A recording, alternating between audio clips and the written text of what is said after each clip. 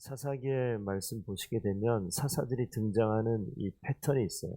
이방인들이 이 가나안 민족을 압제하게 되면 이들이 그들의 죄악을 하나님께 내려놓고 하나님께 도움을 요청하며 호소하고 기도하는 장면을 보게 됩니다. 그러면 그때 하나님께 사사를 등장시켜서 그 가운데 용서하시고 다시 회복시키시는 그런 모습을 사사기의 사사가 등장할 때 늘 보는데, 이 13장부터 나타나는 이 사사기 내용 가운데 삼손의 모습 속에서는 그런 내용이 안 나타나요. 그런 내용이 나타나지 않고, 오늘 13장을 보면 우리가 다 보진 않겠습니다만 13장에는 이 삼손이 등장하는 태어나는 이 배경을 이제 나타내 보여주시죠. 13장 1절에 이스라엘 자손이 다시 여호와의 목전에 악을 행하였으므로 여호와께서 그들을 40년 동안 블레셋 사람의 손에 넘겨주었다 이렇게 나오고, 그 이후에 하나님께서 마노아에게 삼손을 잉태하게 만드는 그 장면이 나오는데, 그 쭉 우리가 계속 봤지만 그 어디에도 이스라엘 백성들이 자신들의 악을 돌이키면서 하나님께 용서를 구하는 그런 장면이 등장하지 않습니다. 그리고 삼손이 나시린으로 자란 그 장면이 나타나고, 14장으로 다시 한번 좀 돌아가서 좀 볼게요.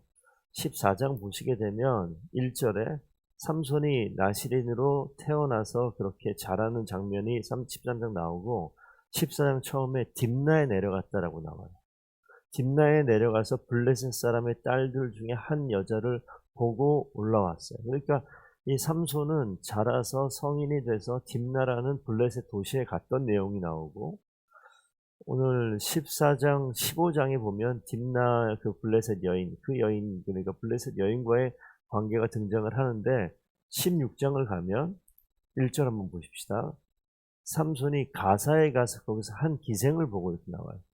그러니까 14장에서는 뭐가 나오냐면 삼손이 딥나의 여인, 블레셋 땅에 가서 여자 만난 이야기가 나오고, 16장 가면 그 여인이 죽고 난 이후에 가사의 기생의 집에 들어가는 이야기가 나오고, 16장 4절 보면 이후에 삼손이 소랫골짜기 들라라 이름하는 여인을 사랑했다라고 또 나와요.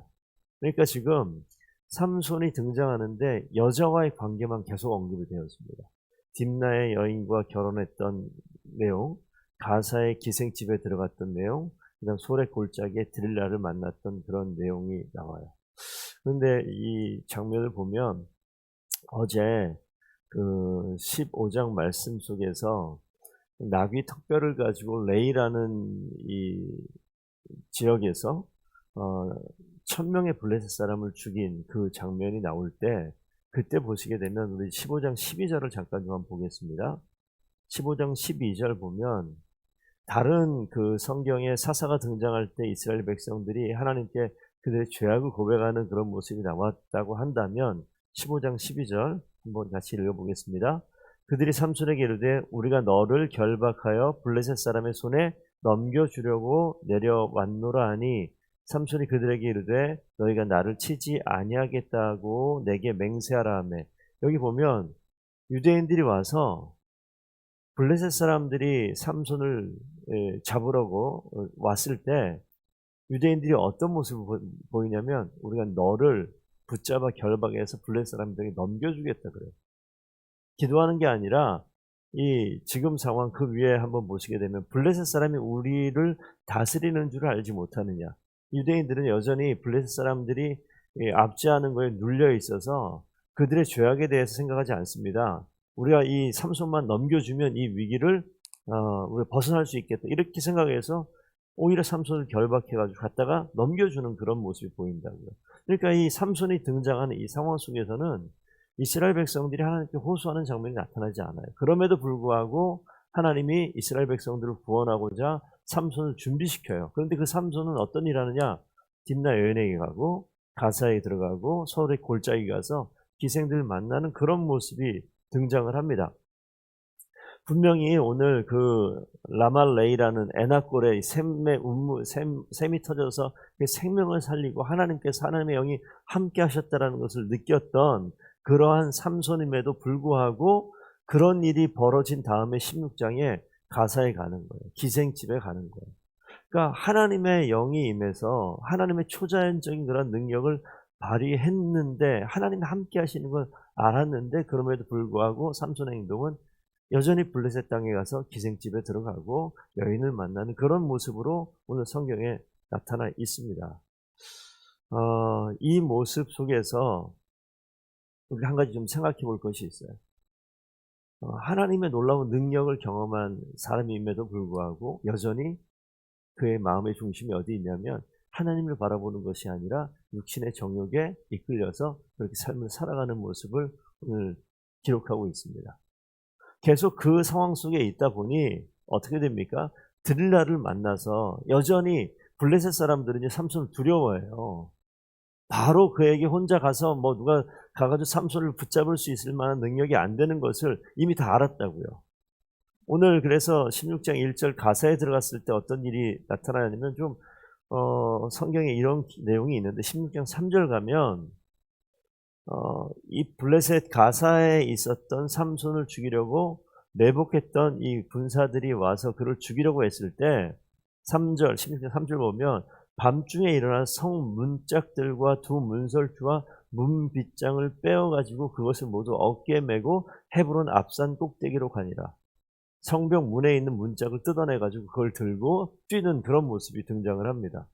그러니까 이런 모습을 성문을 어떻게 뜯어내요? 그런데 성문짝을 뜯어내서 그걸 들고 메고 헤브론 산까지 이 거리가 가까운 게 아닌 것 같은데 그걸 뛰어가는 장면을 오늘 기록해놨어요. 블레셋 사람들이 그래서 이 삼손 곁에 가는 것을 두려워하는 그런 상황이 되어져 있을 때 그 4절부터 오늘 아까 후반부부터 읽었습니다만 4절에 소래 골짜기 드릴라라 이름하는 여인을 사랑했다라고 등장을 시키면서 이 드릴라를 통해서 삼손의 힘이 빠지는 장면을 오늘 기록해놨습니다. 다 읽진 않겠습니다만 16장 4절 보시게 되면 드릴라가 등장을 하고 그 이후에 어떻게 하면 이 삼손의 힘을 뺄까?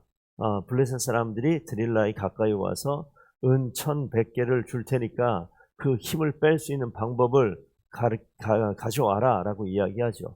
그래서 이 여인이 계속해서 삼손을 괴롭게 합니다. 당신 나 사랑하지 않느냐 라고 이야기하면서 대체 그 힘이 어디서 나타나느냐 라고 이야기하니까 삼손이 이야기를 해주죠. 8절 한번 가보시면 7절이군요. 삼손이 그에게 말하되 만일 마르지 아니한 새 활줄 7으로 나를 결박하면 내가 약해질 것이다 라고 이야기합니다. 그랬더니 드릴라가 블레셋 사람들에게 이야기해서 그렇게 만들어요. 그리고 새 활줄을 가지고 삼손을 묶지요.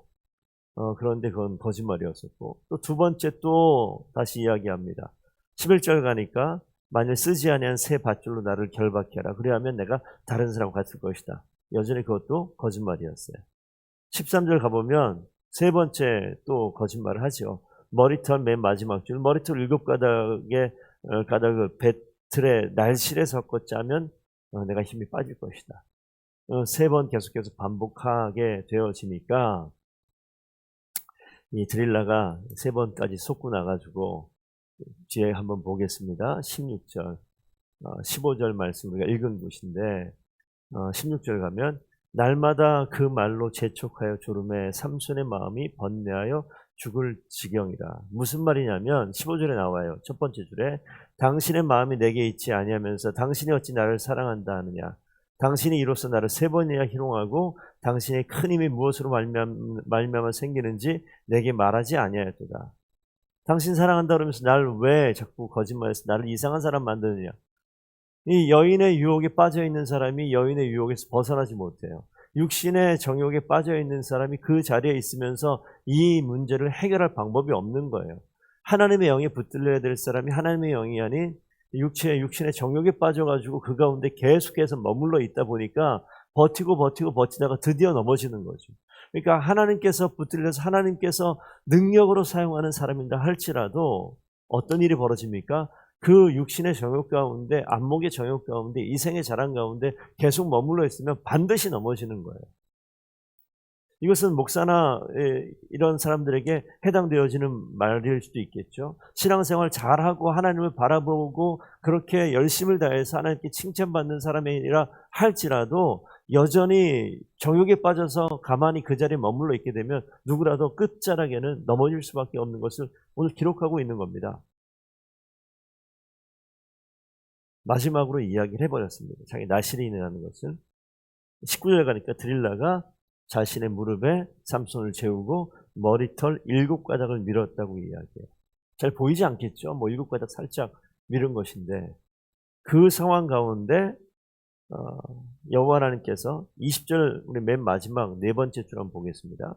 여호와께서 이미 자기를 떠나신 줄을 어떻게 되어 있냐면 깨닫지 못하였다고요. 이 장면을 좀 한번 기억해 볼 필요가 있을 것 같습니다.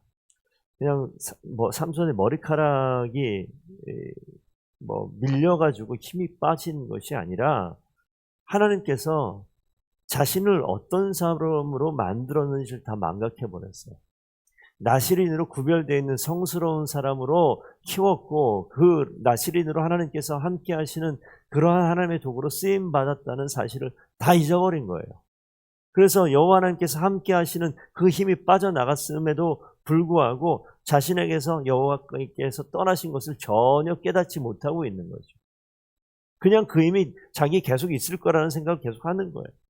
이것은 그냥 머리털이 밀린 사건이 아니라 하나님과의 관계가 깨어져 버린 거예요. 하나님과의 비밀스러운 관계가 다 깨어져 버린 겁니다. 그래서 우리가 오늘 이 말씀을 통해서 좀 기억해 볼 것은, 그 뒤에 부분에 있는 내용들은 오늘 시간 관계상 언급하지 않겠습니다. 삼손이 이제 이 힘 빠진 자리에서 끌려가죠. 근데 이 끌려가는 장면을 오늘 한번 봤으면 좋겠어요. 하나님과 하나님의 맺어주신 비밀스러운 관계가 깨어졌을 때 그의 인생 끝이 나버립니다. 우리가 이 하나님에서 부르셔서 하나님의 자녀로서 이 땅을 살아가고 있는데, 하나님의 자녀로 살아갈 때 이 하나님께서 우리가 부르셔서 하나님 맺어주신 이 은혜 가운데 생겨난 이 하나님과의 관계가 깨어지면 우린 아무 힘도 없는 거예요. 그래서 민감해야 됩니다. 내가 과연 지금 어떤 모습으로 있는가? 내가 과연 하나님 관계가 어떤 상태로 되어져 있는가? 여기서 한 걸음만 더 가버리면 어떻게 됩니까? 나도 모르는 사이에 모든 것이 끝이 날 수도 있는 거예요. 드릴라를 통해서 4번째 넘어간 거란 말이에요. 첫 번째, 두 번째, 세 번째, 자기가 뭔 줄 알아요? 예, 뭔 줄 알아요. 나실이는 것을 알아요. 그래서 이것은 공개하면 안 되는 거예요. 그런데 맨 마지막에 뭐가 바뀝니까? 자기가 사랑했던 여인이라고 생각했는 이 드릴라 뭐 하고 있어요? 은 1,100개를 얻기 위해서 이 남자 삼손의 마음을 계속 공략하잖아요. 삼손을 사랑한 게 아니라 은 1,100개를 갖고자 그 욕망으로 가득 차 있는 이 여자에게 속아버린 거죠. 그래서 넘어간 거예요. 자신이 가장 중요하게 붙들고 성스럽게 지켜야 될 이 나실인의 이 하나님과의 관계를 던져버리고 여인의 마음 먹겠다고 쓰러져 버린 거죠. 이건 우리 모두에게 나타날 수 있는 그런 모습입니다. 마지막 삼손은 그냥 죽게 되어지는데, 여기서 두 눈이 다 빼고 노출에 묶여가지고 끌려가서 맷돌 돌리는 그러한 자로, 그리고 블레셋 사람들에게 희롱거리로 잔치 자리에 불러다가 한번 힘써보게 해봐라. 옛날에 삼손 그랬다는데 한번 놀림거리가 돼서 그렇게 인생을 살아가게 됩니다. 28절 한번 보겠습니다. 삼손이 여호와께 마지막 부르짖어요. 주 여호와여 구하옵나니 나를 생각하옵소서. 하나님이여 구하옵나니 이번만 나를 강하게 하사. 이렇게 나와요. 삼손이 알아요. 이제 눈 다 빠지고 자신이 처절하게 밑바닥 가서 자신의 삶이 어떠한지, 이번만 나를, 이 부분을 한번 보시면 이스라엘 백성들이 하나님께 구해야 되는 이 하나님의 음성이 다 사라지고요. 삼손 혼자서 주님께 이렇게 구해요. 다른 사사가 등장할 때는 이스라엘 백성들이 하나님께 기도하는 모습이 나타나는데, 이스라엘 백성들이 하나님께 깨어있지 않습니다. 삼손이 그러했던 것처럼 이스라엘 백성들이 다 하나님을 찾지 못하는, 하나님을 떠나간 모습인데, 이 삼손이 이제 드디어 깨닫고 자기 스스로 하나님 이번만 나를 구하옵나니 나를 생각하옵소서라고 기도하죠. 삼손이 하나님께서 사람들을 긍휼히 여기셔서 딱 한번 그의 죽음과 이 모든 것을 맞바꾸는 거예요. 하나님께서 딱 한번 그를 은혜를 베푸셔서 힘을 주시죠. 그래서 그곳에 모였던 3,000명가량의 사람들과 함께 삼손이 죽음을 맞이하는 것으로 16장이 마무리가 되어집니다. 삼손의 죽음은 그렇게 끝이 나는데 오늘 꼭 기억할 것은 하나님께서 특별한 은혜 주셨고 하나님의 성령으로 인도하셔서 그를 사용하셨어요. 그 나실이라는 것을 압니다. 이 말씀은 우리가 하나님의 자녀인 것을 알아요. 하나님 특별히 우리를 사랑하는 걸 알아요. 그런데 그 관계가 깨어지고 그것을 깨닫지 못하고 기억하지 못하면 그 누구라도 언젠가는 반드시 넘어질 수 있다는 거예요. 삼손에게 하나님께서 기회를 주셨어요.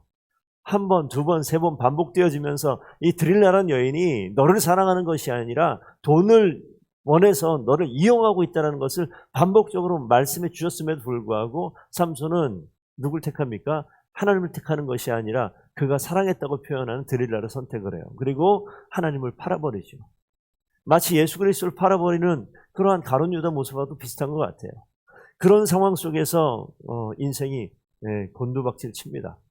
오늘 우리가 깨어서 경성해야 될 것이 무엇이냐면 하나님께서 오늘 말씀하시는 거예요. 우리와 하나님과의 비밀스러운 관계가 깨어지면 우리는 어떠한 상황, 어떠한 능력을 경험하고 하나님의 사랑을 경험했다 할지라도 반드시 넘어질 수 있는 것을 분명히 기억해서 늘 깨어있는 그리스도인으로 이 땅을 살아가는 저와 성도들 되기를 말씀으로 축복드립니다. 오늘 하루 그렇게 승리하시는 귀한 성도들 되기를 부탁드립니다. 기도하시겠습니다.